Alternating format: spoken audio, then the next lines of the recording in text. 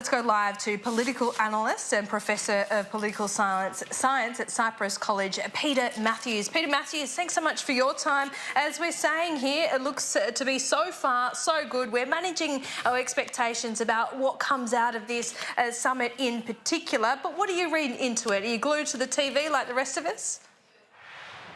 I think it's going remarkably well so far, but we won't know until more of it occurs.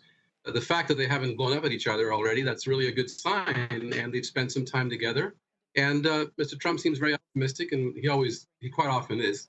But we'll see how it comes out. And I think there are hopes for some type of settlement because both men want a settlement. They want some kind of agreement, or at least something signed so it looks like something was accomplished.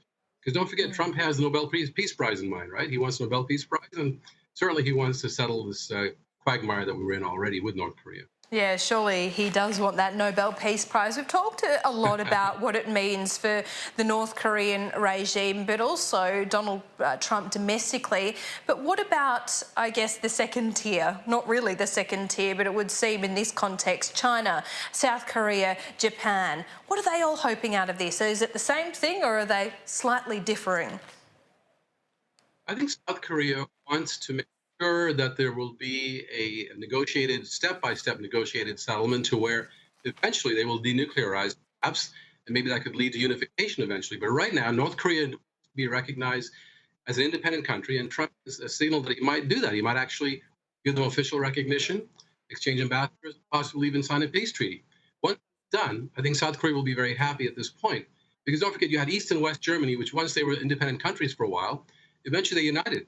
So that may or may not happen with Northern Koreas, but the idea is to go one step at a time and to be more measured and careful and diplomatic in approaching this issue, not blow up all of a sudden, as unfortunately both men have done before, but especially Mr. Trump.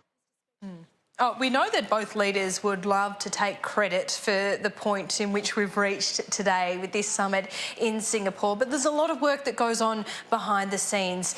I'm interested in China's involvement and your perspective on how China has either sped up this meeting or perhaps slowed it down in recent months. I think both, but I think China wants to make sure that there won't be anything getting out of control with a nuclear exchange, of course, but also they want to make sure that the South Koreans and the United States will be willing to escalate their military war games, which would also set this tone for more negotiations. And China does not want to have a catastrophe on its borders. It doesn't want to have a regime change in North Korea or a collapsed regime that would have lots of refugees in China.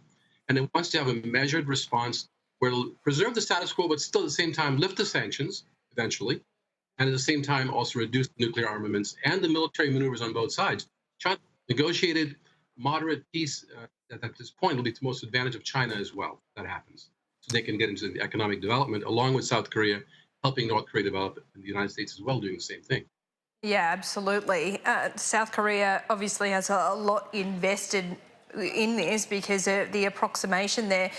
The president of South Korea has been quite influential in getting this meeting to a point. I mean, before we saw these pictures of Kim Jong-un and Donald Trump, those pictures of the South Korean leader and the North Korean leader, it was almost spine tingling. And of course, there was an exhilaration that came with just the symbolism of it, but of course the detail always needs to be worked out.